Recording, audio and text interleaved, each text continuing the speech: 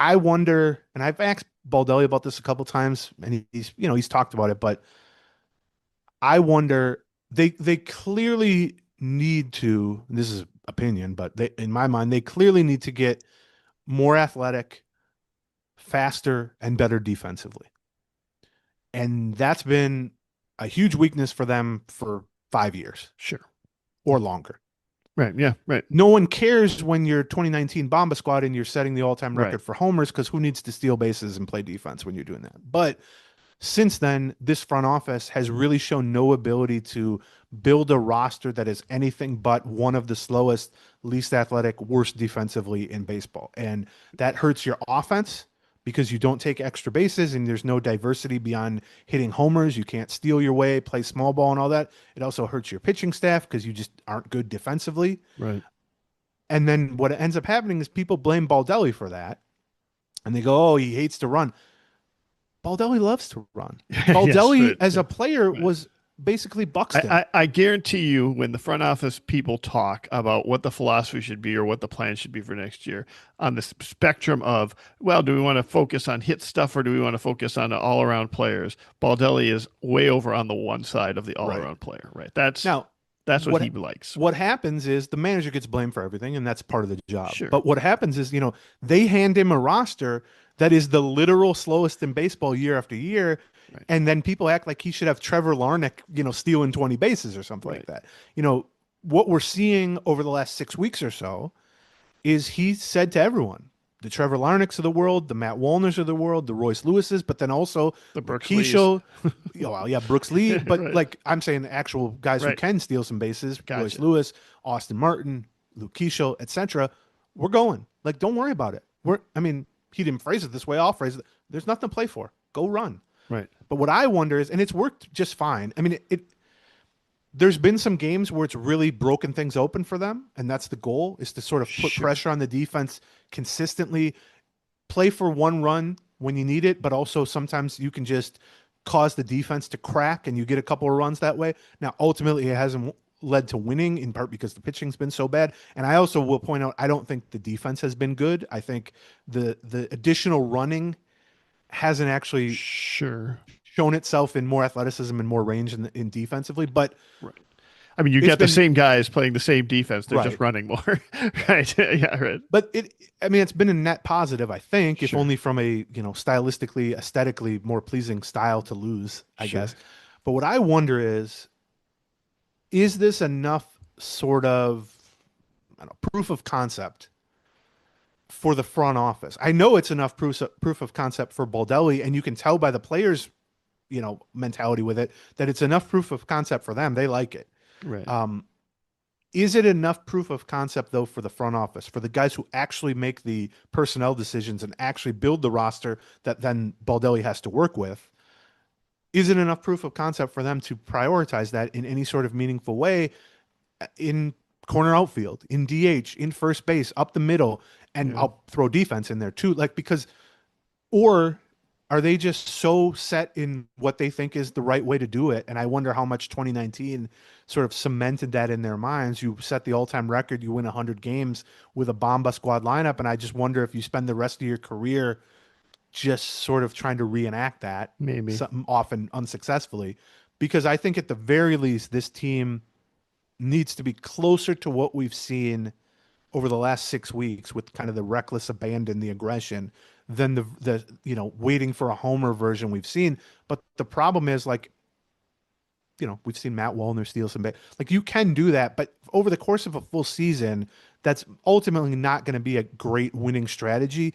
You need faster guys. You need Yeah. more Right. athletic Right. guys. And Yeah. so I wonder from the front office standpoint if they've seen enough to prioritize that. And by the way, those guys are going to be cheaper to get than sluggers.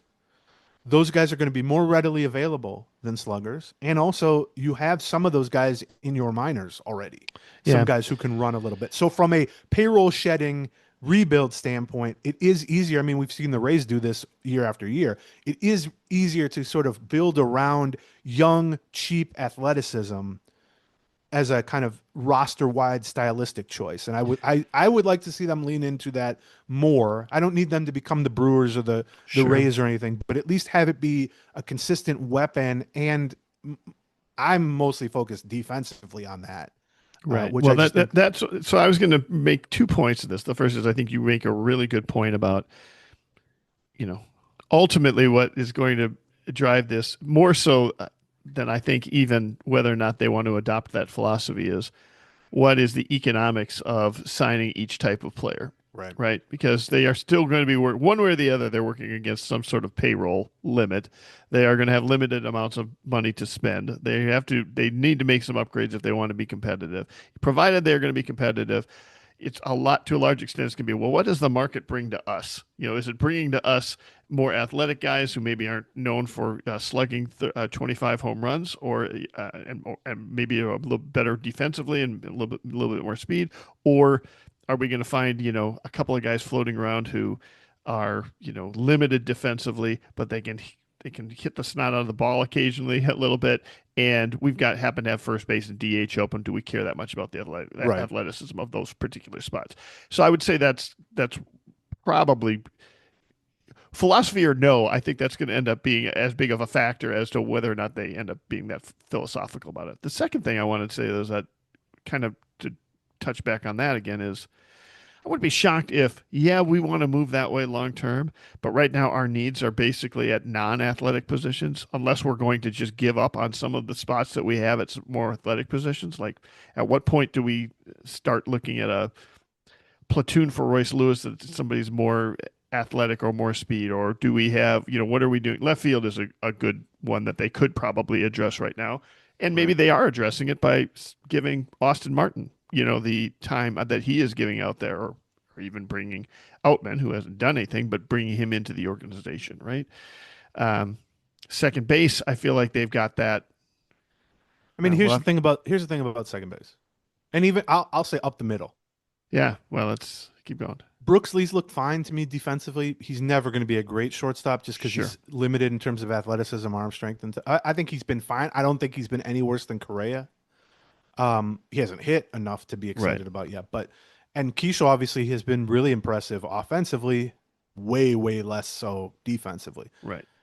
The truth is, a Brooks Lee, Luke Keisha double play duo is never going to be above average. I mean, I just think that's how it is. Yeah, right. And I'm not saying you mean defensively, yes, specifically. Yes, right. Now, maybe they hit enough that you don't care. Right. But that's sort of an example of like, what does your defense look like? Even if you're better in left field, you're better at first base, but what does your defense really look like if your double play duo, one of them is a shortstop without much range and the other one is a second baseman without much arm? And it's really hard in terms of, center field, catcher, and the double play duo.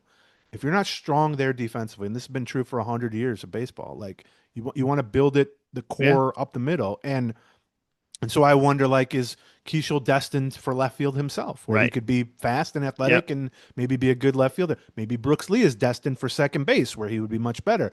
But again, that requires for a utility role where he would be whatever. Yeah, exactly right. And so I wonder about that, and I think that's one of the things that the payroll itself, the cheaper you go in terms of payroll, the more it's screaming to lean into youth, athleticism, speed, defense, because that's just going to be cheaper and it's going to be younger. And you're going to have more of that in your minors than a guy who can hit 30 homers.